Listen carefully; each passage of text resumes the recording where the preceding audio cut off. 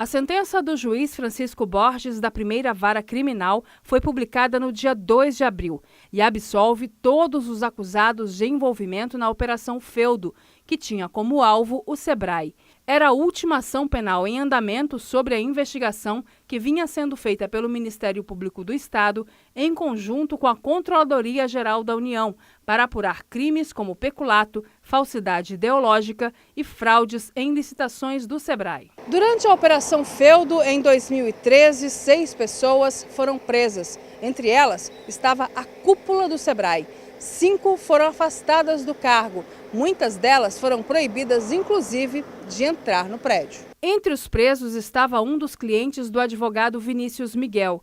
Na época, a defesa de Osvino Jurazek juntou ao processo provas que ajudaram na absolvição do então acusado. É muito importante receber esse tipo de notícia como a publicada, que absolveu todas as partes desse processo e foi a última das ações penais pendentes, então isso, para quem atuou na defesa, traz uma sensação muito gratificante de ver que, nesse caso, uma grande injustiça lá atrás, em 2013, foi agora reparada. Ranieri Coelho, hoje presidente da Federação do Comércio, era um dos diretores do Sebrae na época.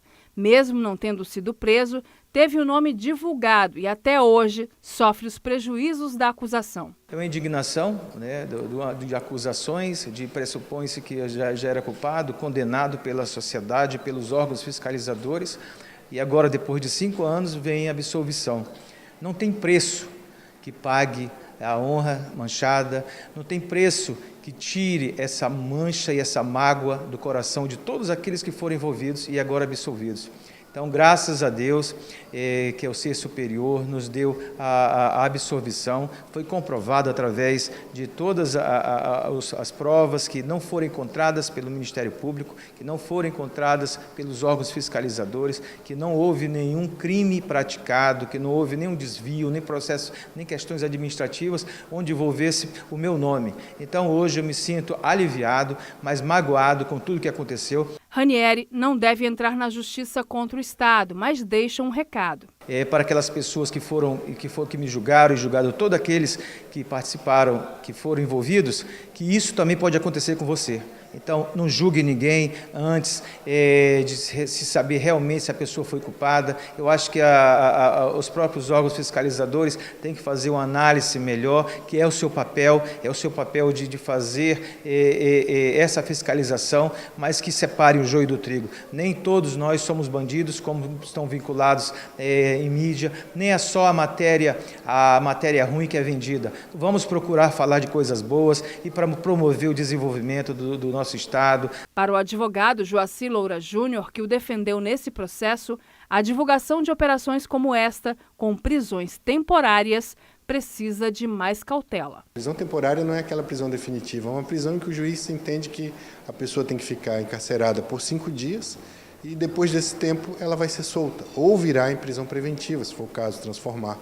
Nesses casos a gente já vê na grande parte da população, a grande parte da imprensa, dizendo que aquelas pessoas fazem parte de um esquema, como se elas já fossem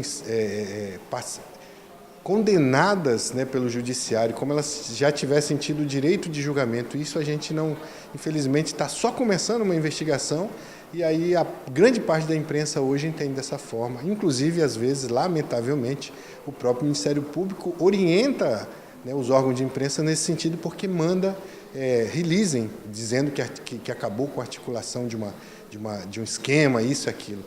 A gente tem que ter muito cuidado sobre isso, porque só no Brasil, nosso país, só quem pode dizer se alguém é condenado ou é inocente é a justiça. Só.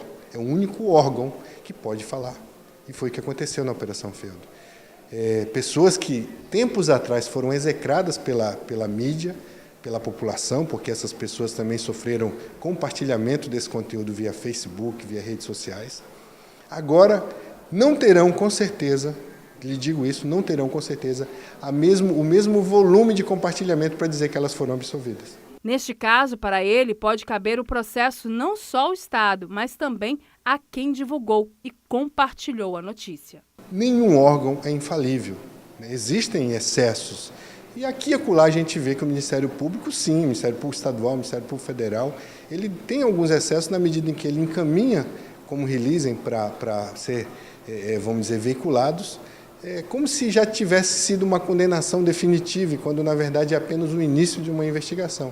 Esse lado eu reputo como equivocado, porque o Ministério Público talvez não fosse esse o papel dele era defender a sociedade, processar as pessoas e ao final pedir como defensor da sociedade a condenação ou talvez até a absolvição, se ele verificar que não há provas para aquelas pessoas serem condenadas. Todo mundo, né, acaba compartilhando na sua rede social, na sua página do Facebook, no Instagram, no WhatsApp, notícias que muitas das vezes ele sequer abriu, ele sequer foi lá checar para ver se é verdade ou não. E muitas dessas notícias, às vezes, pode estar denegrindo a minha imagem, a sua imagem, a imagem de qualquer uma pessoa, porque está contando mentira, está dizendo calúnia, está falando sobre uma difamação. Essas pessoas podem responder por queixa-crime e responder também com seu patrimônio, inclusive numa indenização por dano moral.